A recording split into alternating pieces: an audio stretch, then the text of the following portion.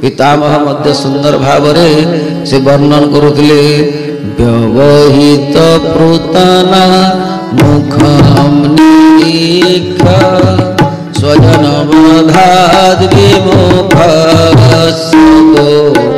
सबुद्ध्या कुमति मरदा विद्याय चरणरति परमस्तमेस्तु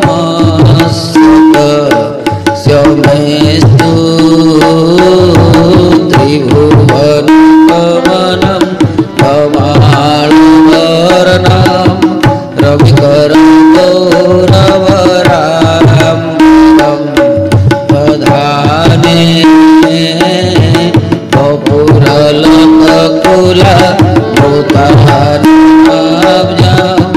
विजयस्ते रतिरस्तु मे नवया। बोलो भक्तवत्सल भगवान की जय। पितामह तुमर प्रपितामह से भूरी भूरी केवल रतिर विचार करछंती एवं से कहउछंती एवं से कहिदिले मु ताहा तुमको वर्णन करूची। से कहउछंती जे आत्मविद्या जते बेले तुमर पितामह अर्जुन ए संपूर्ण महाभारत युद्ध रे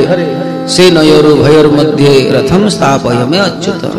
जेते बेले भगवान को निर्देश देले एवं से रथ को स्थापना कले मध्य भागरे महाभारत सही समय पार्थ सारथी श्याम सुंदर जेते छिड़ा हे बेले हे परीक्षित तब चिंतन करो श्रवण करो दर्शन करो से लीला को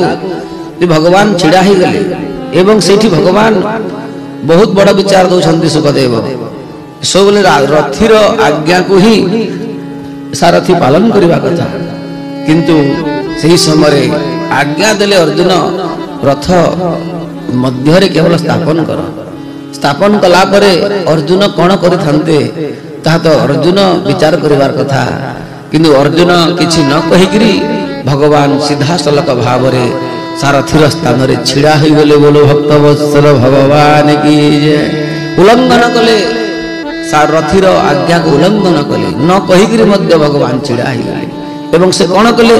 कौन पाई छिड़ा हेले तुम चिंता कर कहीं जो तुम पितामह अर्जुन एते बड़ समुद्र रूपक जो सार संपूर्ण युद्ध एते बड़ कौरव सैन्य जो कौरव सैन्य माने केवल साक्षात समुद्र स्वरूप थिले सही मानंकु जितिबा सही युद्धरु विजय लाभ करिबा अर्जुनंकर पाई भयावह स्थिति उत्पन्न करिला कहीं निजर गुरु प्रपितामह भीष्म गुरु द्रोण शुक्राचार्य बहुत निजर पारिवारिक स्वजन बंधु बांधव ये समस्त तांकर विपक्ष रे छिड़ा हितले एवं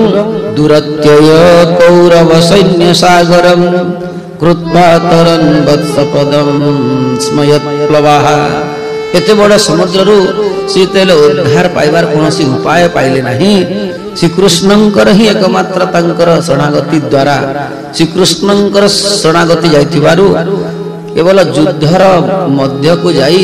किए किए अछंती बोली अर्जुन चिन्ही जाइथिले किंतु भगवान केते बड़ परम दयालु ये चिंता कर से रथीर आज्ञा को उल्लंघन करी छिड़ा हे गले एवं छिड़ा हे करी जेते बेले कौरव सैन्य मानकु निजर दृष्टिपात कले सेते बेले दुर्योधन द्रोणाचार्य पितामह भीष्म समस्त वीर माने भगवान छिड़ा हबार विचार को विषय दृष्टि को देखी समस्त विचार कले बोधे संधि प्रस्ताव एवं प्रकट करदेवे आउ युद्ध हब नहीं आम समस्ते एठू पुनर्बार घर को चली जावा कहीं अर्जुन किसी कही ना वासुदेव यदि उठी गले ताले निश्चित भाव में गोटे कौन संधिर प्रस्ताव दे पारती यही भावना समस्ते श्याम सुंदर को देखिले किंतु सही श्याम सुंदर ना तो से समय संधिर विचार जाइतिले ना तो क्या किसी बुझेबा को जाइतिले सही समय भगवान निजर भक्त पांडव कुल को भक्त मानकर सुरक्षा कवच रूप से छिड़ा होते एवं से कौन कले छिड़ा होकर किसी कले नहीं छिड़ा होकर से कौन कले जहाँ पितामह कहते पितामह भीष्म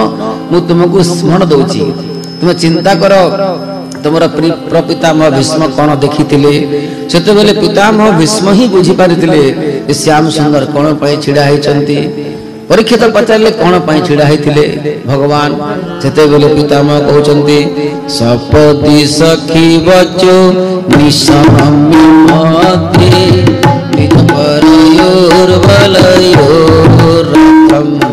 निवेश्य स्थितवती परसैनिकायुरक्षा कृतवती पार्थ सखेरति ममास्तु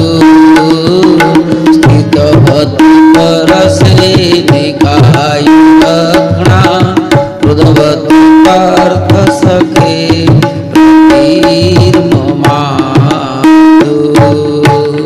कहते से समय भगवान कौरव मानकर सम्मुख को दर्शन करी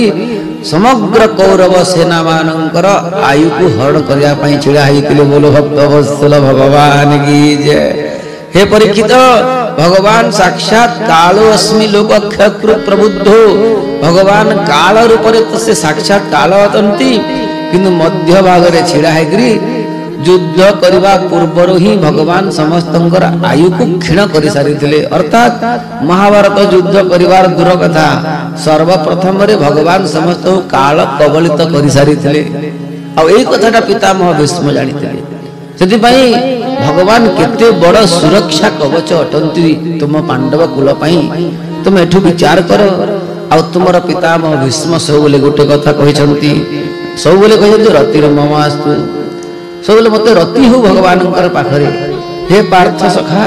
हे श्याम सुंदर आपण चरण कमल रति ही मते प्राप्त हो आ प्रकृति रे रति प्राप्ति हवा यह होची मानव जीवन रे कृष्ण कथा श्रवण करिवार गुटे प्रकार बहुत बड़ अधिकार अटे बोलो भक्तवत्सल भगवान की जय। आ यदि रति शब्द अर्थ है जे रति अति सुंदर सुख को प्रदान करे भगवत सुख जिते बेले प्राप्त हुए ताकू रति कहा जाए। आउ गोपांगना माने अर्थात भगवान जो माने अनन्य भक्त थिले स्वयं ब्रजवासी माने एपरिकी साक्षात निजर कांत जी कांता राधाराणी से मध्य सब बोले भगवान से रति ही कामना करुथिले कहीं कृष्ण संबंधित विषय ही भक्त मानकर पई रति उत्पन्न करे। कृष्ण संबंधित वस्तु कृष्ण संबंधित शब्द ही भक्त मानकर हृदय रे रति उत्पन्न करि थाए से जिते कृष्ण श्याम सुंदर सम्मुख को आसी जाती सेते बेले मध्य केवल भगवान भक्त एपरिकी निजर प्रिया राधाराणी मध्य खाली गोटे कथा कहती रति सुख सारे गतम भिसारे मदन मनोहर वेशम सदा सर्वदा से मनोहर वेश को देखिकी भगवान श्याम सुंदर रूप को देखिकी जो सुख पाती ताकू कहा जाए रति। एवं तुम्हें आज महाराज परीक्षित केवल महाराज परीक्षित तुम्हें आउ नुह एवं तुम्हें कौन हिच एवं सुखदेव कहते सुखदेव कहते हे सौन कुमार माने शुणी रख सम्यक व्यवस्थिता बुद्धिस्तव राजर्षि सत्तम तुम्हें एवं महाराज परीक्षित नुहे तुम्हें एवं राज ऋषि परीक्षित कहीं तुम्हें राजा ही पार किंतु जो राजा निजर सब किछि को परित्याग करी निजर राज्यर सब किछि विषय को वस्तु को निज संतान मान को देई आज तुम्हें गंगा कूल रे कौन पाई उपस्थित होइछ केवल तुम्हें श्री भगवान श्याम सुंदर चणार बिंदर जो मकरंद प्राप्त करबा पाई अर्थात परीक्षित को संबोधन कर कहते वासुदेव कथायाम ते यज्जाता नष्टिकी रति तुम्हें हूँ राजर्षि सप्तम राजऋषि मान मध्य तुम्हें केवल उत्तम नुहे तुम्हें हूँ सर्वोत्तम से हे राजर्षि परीक्षित तुम भितर जो भगवान वासुदेवंकर चरित्र प्रति वासुदेवंकर कथा प्रति तुमर जो निष्ठा रही निष्ठा ही रति को निश्चित भाव में प्रदान करिवो आ रतिर कारण ही तुम्हें कृष्ण कथार अधिकारी अट मु तुमको अधिकारी बोली केतल जानिली ଯେତେବେଳେ ତୁମେ ନିଜେ କହୁଛ ଯେ ମୋର କିଛି ଆଉ ଦରକାର ନାହିଁ, ମୁଁ କେବଳ କୃଷ୍ଣ କଥା ବ୍ୟତୀତ ଆଉ ଏ ସଂସାରରେ କିଛି ମୁଁ ବହୁତ ବଡ଼ ଦୁର୍ଲଭ ବୋଲି ମାନୁ ନାହିଁ, ସେଥିପାଇଁ ମୁଁ ଆପଣଙ୍କ ଚରଣାରବିନ୍ଦରେ କେବଳ ମୋତେ ବାସୁଦେବଙ୍କର କଥା କୁହନ୍ତୁ। ଆଉ ପ୍ରକୃତରେ ତମେ ଯାହା ବି କହୁଛ ହେ ରାଜର୍ଷି, ବାସୁଦେବ କଥା ପ୍ରଶ୍ନ ପୁରୁଷାନ୍ ସ୍ତ୍ରୀନ୍ ପୁନାତି ଭକ୍ତାରଂ ପୃଚ୍ଛ୍ରକଂ ଶ୍ରୋତ୍ରୋନ୍ ତତ୍ପାଦ ସଲିଲಂ यथा। अर्थात हे राजर्षि, श्रोता, वक्ता एवं प्रश्नकर्ता ये तीनोटी स्तर रे जो माने मध्य अछंती, जो माने श्रद्धा रतिर भक्तिर अनुक्रमिष्यति, जो माने कृष्ण कथा रे जीवन बंचुछंती, जो माने कृष्ण लीला रे जो निजर चिंतन रे से माने बुड़ी रही छंती, कृष्ण संबंधित वस्तु, कृष्ण संबंधित दृश्य, कृष्ण संबंधित चरित्र जो माने जीवन सारा श्रवण मनन चिंतन अनुनिध्यासन आदि करुछंती, से माने इते बेले कोनोसी कृष्ण कथार प्रश्न करंती, सेते बेले अन्य मानंकर पई ताहा कोन तारक ही जाए, अन्य मानंकर पई ताहा लीला ही जाए। तो इते बेले जने बुड़ी रहितबा वक्ता कृष्णार्थी वक्ता एवं सी अनुरूप रे कृष्णार्थी श्रोता, कहीं कि ना वक्ता जो कृष्णार्थी हेबे, श्रोता निश्चित भाव में कृष्णार्थी होइकरी श्रवण कले लाभ दिए। यदि वक्ता धनार्थी थिबे अश्रोता कृष्णार्थी थिबो ताहले समंजस ही परिबो नहीं। ସେଥିପାଇଁ समंजसत्व सबले समंजस रहिबा कथा। वक्ता मध्य कृष्णार्थी, कृष्ण अर्थ को प्रदान करुथुबा चरित्र, कृष्ण अर्थ को प्रदान करुथुबा लीला, कृष्ण नाम को प्रदान करुथुबा विषय, कृष्ण संबंधित राज्य को प्रदान करुथुबा चरित्र जितेले वक्ता बुढ़ी कहती, सेते बेले हृदय रे श्रोता मध्य एते बेले से कृष्णार्थी होकर श्रवण करे, रति सहित रति श्रद्धा विश्वास सहित जड़ित होकर श्रवण करे, सेते बेले प्रकृति रे कण हुए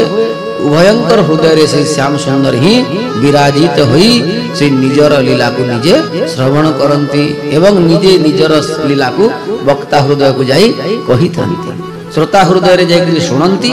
एवं वक्ता हृदय जाई कहंती। कथयन्तश्च माम नित्यम तुष्यन्ति च रमन्ति च, जार द्वारा वक्ता एवं श्रोता उभय तरी जानती। अब वक्ता श्रोता श्रवण एवं कथन कला समय जो मैंने प्रश्न करती